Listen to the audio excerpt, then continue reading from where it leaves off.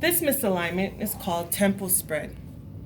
Temple spread is when the temples are not perpendicular to the frame front, as shown here. So if you're looking from the front of the frame, as well as from the top view and side view, you can see that the right temple is too spread out, which is making the temple spread wide.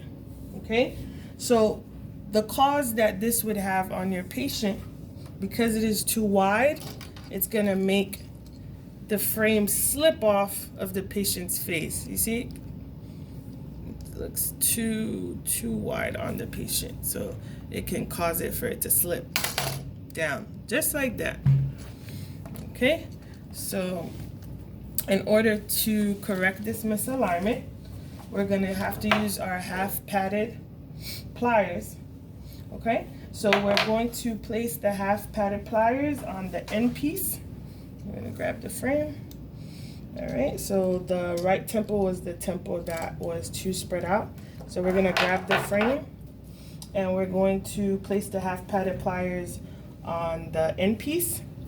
The padded part is the part that actually goes on the outside, and we're going to grab it by the end piece and we're going to move it in order to decrease the spread so that it is perpendicular to the other one and making it into a U shape. All right, so we're gonna place it on the table just to evaluate. And this does have a little bit of temple parallelism, so let's just fix that.